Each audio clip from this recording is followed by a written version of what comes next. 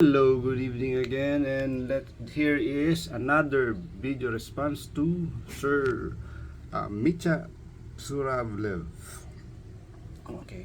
He said he is asking, hello, quick question about the frame hinge or steering joint on the Craftsman S9. Marketing materials mention an oil injection hole. There's no injection hole on the S9, but this frame doesn't actually have it. Yes. I'm wondering what marketing materials are you reading? Uh, could you please send me the link so I can read it too? Have you tried lubricating it somehow using a syringe with a needle or applying oil directly into the hinge gaps? Yes, I tried that. How do you service this joint? Well, okay, let's go. Here is the joint of the S9. As you can see, there's no hole for servicing the pin inside, and the pin is held in place with friction. And as you can see in my other video, I sheared off the head of the bolt here. It's only decorative, so I've been using this without that with no problem. Okay, and as with this one, same with here, no hole for lubricating. So I'm guessing because this is alloy, the pin itself is much harder, so it's either stainless steel, or in this case I think it is bronze.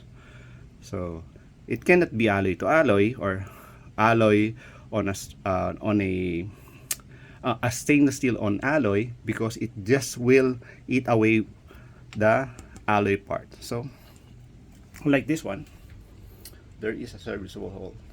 Okay, the way I service this is with this one. As you can see, as I've said, there are many kinds of WD-40 lubricant, and the one I'm using is this one, WD-40 silicone quick dry. So this one is silicone suspended in propellant, so that's why it says quick drying. Yeah. Okay, how I use this is I use a straw and then see, when it dries, it's only silicone. Yeah, but the other one, so I use mostly these kinds, and the other one is white lithium grease. So this is sort of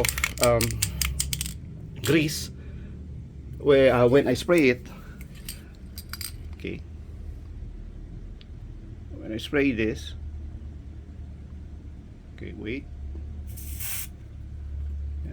and when it dries, it's grease.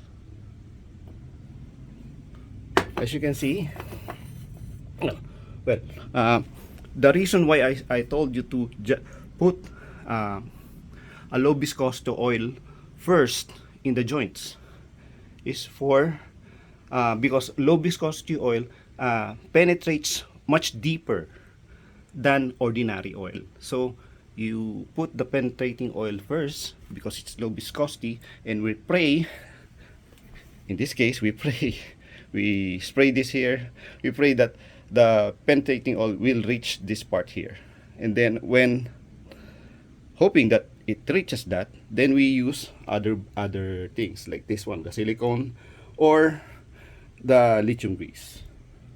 Just spray it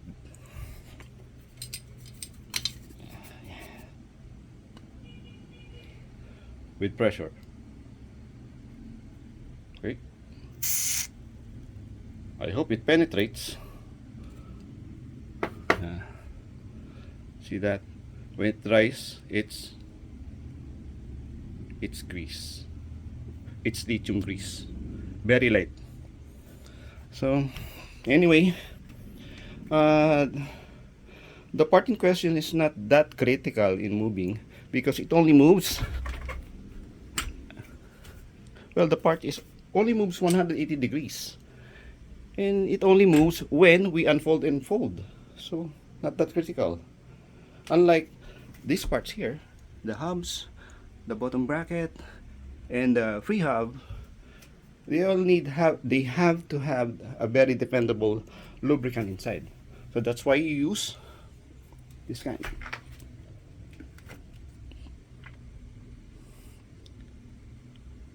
Okay.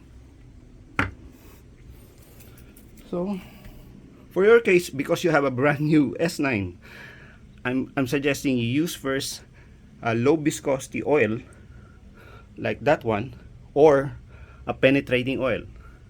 Penetrating oil, the one used for seized up bolts. Spray it on there and hoping, we pray that it reaches this part, and then you use that one, the silicone, and then to seal it up, use this one. As you can see, I've been using both of them. Okay, on the lithium dry, no? But on the silicone, that's not oil, that's silicone. See? Okay. Well, that's it. I hope I answered your question, sir. If you have any more questions, feel free to comment on this video and I'll try to answer it as soon as possible. Thanks for watching.